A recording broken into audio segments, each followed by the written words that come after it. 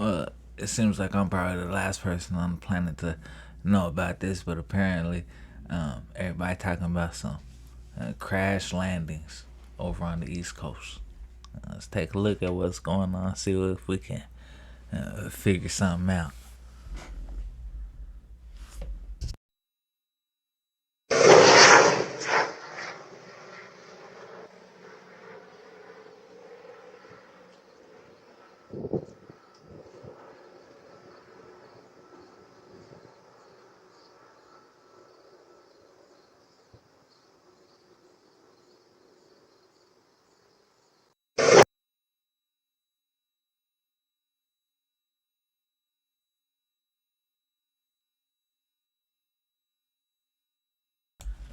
We're gonna go through these rapid fire, so yeah, don't even trip. There's a couple more. Hold on just a second. So, an update and a thought that I had about the situation last night when I heard that loud crashing noise and I went outside and saw all this. I keep getting comments like the one up here, and I'm glad that other people heard this sound because at least I know I'm not crazy, right? And that definitely happened, and you can't just make that up. But the comments are saying they heard a crash in Maryland. They're hearing crashes in New Jersey, and they're seeing and hearing crashes in North Carolina. But that's kind of far apart. So I'm wondering, like, what happened so big that we heard it in these different areas, or was it multiple crashes? Another concerning thing is still have not seen anything on the news when I know for a fact there was police activity going in that direction, sending additional units till 3 a.m. So would someone tell me what the heck's going on here, or is this like the most blatant, sloppiest cover-up we've seen? Now I keep hearing North Carolina and Washington D.C. and there's another place too that's supposed to be in it, but I only keep seeing the same pics from the same place in Washington D.C. Let me know where you guys are finding the rest of these things at. So I'm about 20 minutes out of Washington, D.C. right now, okay? And last night around 4 a.m., the weirdest fucking thing ever possibly happened to me. I've seen UFO crashes, okay? But I was so fucking confused at what I saw. I saw an We ain't just gonna skip past the fact that you said that you've been seeing UFO crashes before. aircraft that looked like it was just blazing to the ground. And I've never really seen an aircraft this fucking big. You feel me? When I tell you that this motherfucker was huge, and then not even 12 minutes after it just so happened to crash, I guess? I don't know. I heard a loud explosion. Is it just me, or does it seem like every time there's supposedly a major event happening, all the footage getting used is all file footage that's been used on something else before? I'm just saying, maybe I'm just tripping. All I heard was a fuck ton of police cars in the distance. And I mean a fuck ton of police cars, okay? So I just so happened to go on TikTok because I'm like, I wonder if anybody else is talking about this right now. So I actually tagged him in the comments below. I want you to go check out his video. But that streak in the sky looked exactly like what he's showing in the video. It's fucking weird, man. And there is a couple of people that are talking about the same thing happening in a couple different states, and I'm not sure whether or not to believe them, but there was a huge ass fucking comet that was due to come across the night sky that hasn't been across the night sky in over 80,000 years apparently this weekend. So I find that kind of coincidental. Regardless, if there's anybody that just so happened to see anything in the DC area, please do comment below, okay? UFO.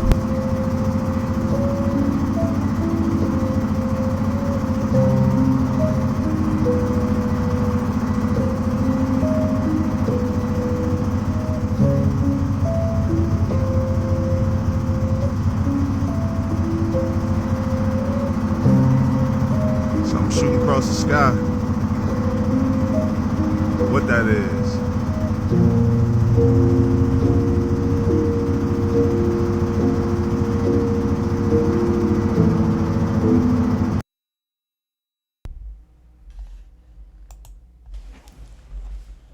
We're gonna let this guy close things out for whatever this little get raw is.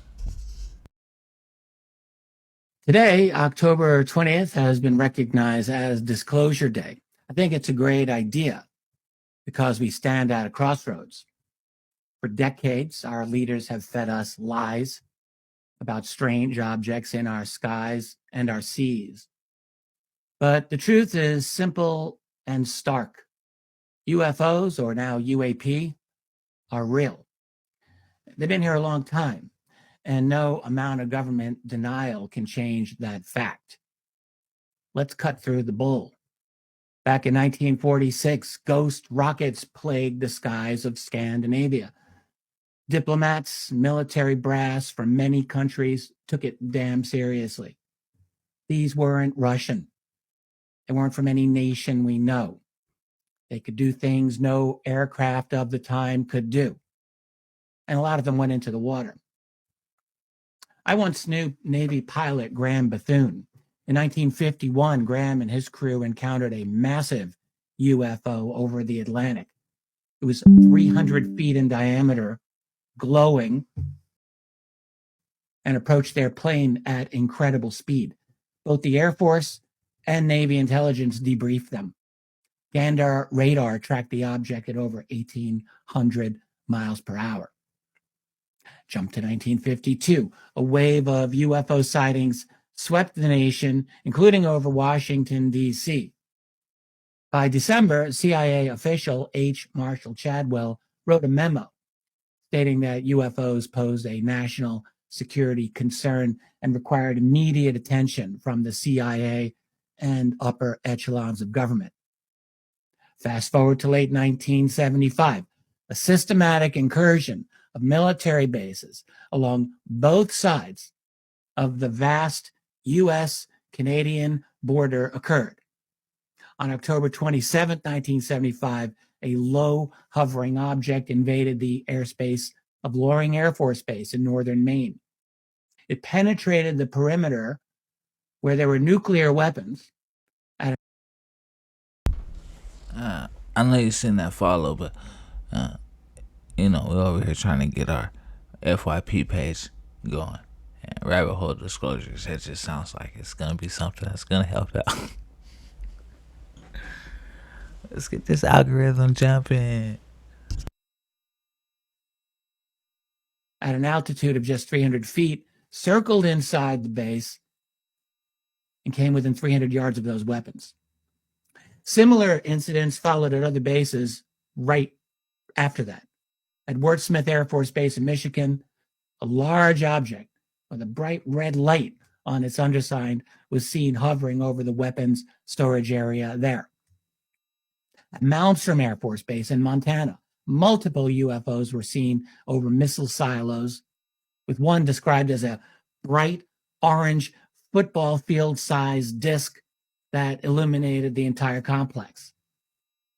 And these were not isolated events. Throughout October and November of that year, there were repeated incursions at strategic military installations, often near nuclear weapon storage areas.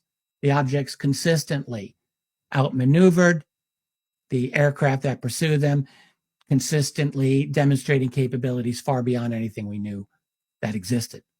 Despite the frequency and significance of those encounters, they were unknown to the public for years.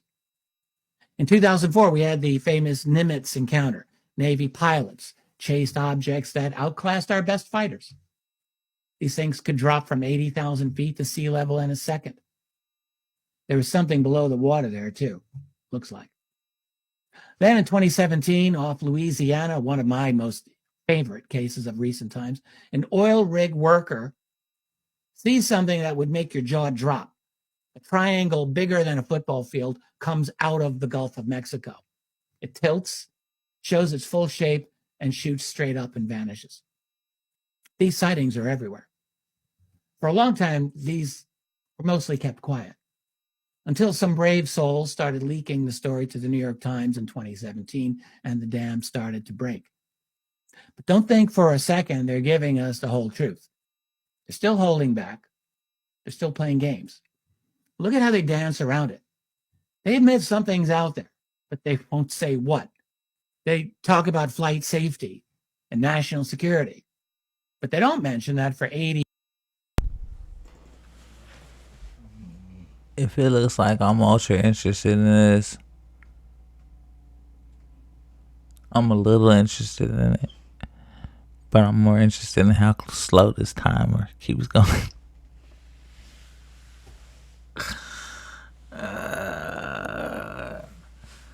Seems like they be talking about the same old bullshit all the time. And they ain't talking about nothing. The same script. years, these things have run circles around our best tech. They say they're assessing the threat, but how can you assess a threat from something that's leagues beyond you? The fact is, we're dealing with something that is centuries or millennia ahead of us, maybe more.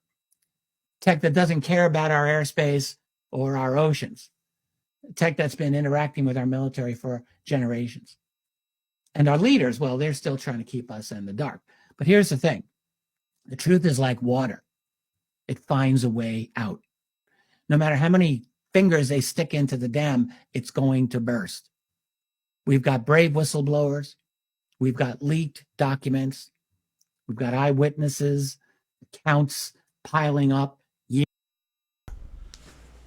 5.5 minutes in and Buddy ain't disclosed. Shh. That ain't been disclosed already. I should have just read the comments on this one. Fourth one down, so there ain't nothing to disclose. Year after year, the evidence is overwhelming. UFOs, or call them UAP, are real. They're not ours, and they've been here for a while. Our so-called leaders think they can keep this secret forever. They think they can manage the spin or control the narrative, but they are wrong. Because people like us, we're not going to stop asking questions. We're not.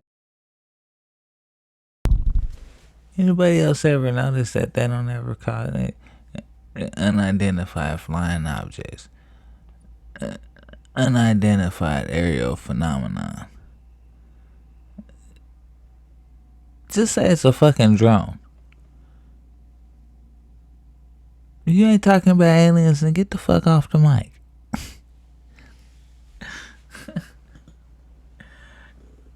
They just give you a little bit of that bullshit, a little bit of that bullshit. Not going to stop digging. We're not going to stop demanding the truth. And sooner or later, that truth is going to come out, all of it. The tech, the crashes, the bodies, the cover-up, the lies. It's going to change everything. Our science, our energy, our understanding of our place in the universe. It won't be easy and it might be scary, but it is necessary because we deserve to know. We have a right to know. So don't let them gaslight you. Don't let them. For 6.5 minutes, you've been gaslighting me. Ridicule you. Don't let them silence you. Keep asking questions. Keep pushing for answers. Keep demanding the truth. Keep fighting the good fight. Because the truth really is out there, and no power on earth can keep it hidden forever. Catch you later. Today, October. Okay, that was just as boring as I expected it to be. And I'm happy you sat through all that nonsense with me. And if you did, go ahead and throw your boy a like and a subscribe, because that was some bullshit right there. I'm not even going to lie to you. So, we're going to go back to the drawing board and figure something else out on it. I'll let you boy.